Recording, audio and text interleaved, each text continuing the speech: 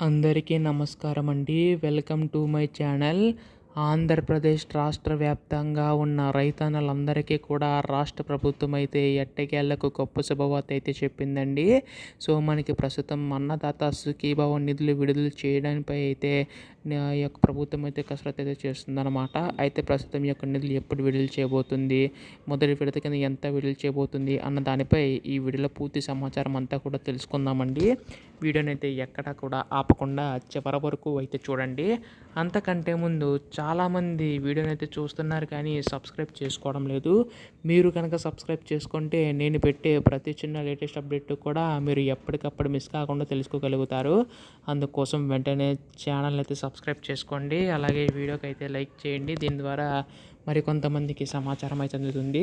ఇంకా ఆలస్యం చేయకుండా వీడియోలోకి అయితే వెళ్ళిపోతాం. సో ప్రస్తుతానికి ఇక్కడ మనకి అన్నదాత సుఖీభవ పథకం వంటి పథకాలు చూసుకున్నట్లయితే మనకి రైతన్నలకు అందరికీ ఉపయోగపడేలాగే పథకం అయితే తీసుకొచ్చిందండి రాష్ట్ర ప్రభుత్వం అయితే.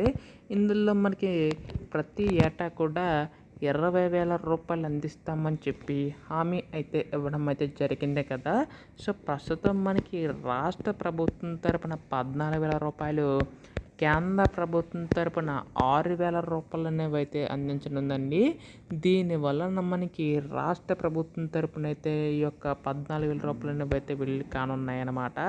అయితే ఇప్పటికే మనకి కేంద్ర ప్రభుత్వం అయితే 6,000 రూపాయలు అనేవి అయితే మొన్న జరిగిన అంటే మనకి 19వ విడత సంబంధించి కూడా నిధులు అనేవి అయితే విడుదల చేసిందండి. అయితే కేంద్ర ప్రభుత్వం తరపున ఈ సంవత్సరం సంబంధించి గాను 6,000 రూపాయలు అనేవి అయితే పూర్తి చేయడం అయితే జరిగిందనమాట. అయితే ఇప్పుడు రాష్ట్ర ప్రభుత్వం తరపున 14,000 ఎప్పుడు అందించబోతుందని చెప్పి చాలామంది రైతన్నలు అయితే ఎదురు చూస్తున్నారు. సో దీనికి సంబంధించి గాను రాష్ట్ర ప్రభుత్వం అయితే కొన్ని షరతులు అనేవి అయితే విధించిందండి. ఎవరికైతే ఈ కేవైసీ నమోదై ఉంటుందో వారికి మాత్రమే డబ్బులు అనేవి అయితే జమ చేసే అవకాశం ఉందన్నమాట. సో ఖచ్చితంగా ఈ కేవైసీ అనేది నమోదు చేయించుకోవాల్సి ఉంటుంది. అంటే మీ యొక్క bank account, Aadhaar card, phone number link అయి ఉండాలి. ఎవరికైతే లింక్ అయి ఉంటాయో వారికి మాత్రమే డబ్బులు జమ చేసే అవకాశం ఉందండి. అయితే రాష్ట్ర ప్రభుత్వం కూడా దీనిపై కూడా త్వరలో అధికార ప్రకటన అయితే ఇవ్వనుందన్నమాట. త్వరలో జరగబోయే క్యాబినెట్ మీటింగ్ సంబంధించి కొన్ని నిధులు కేటాయించి విడుదల చేయబోతుందండి.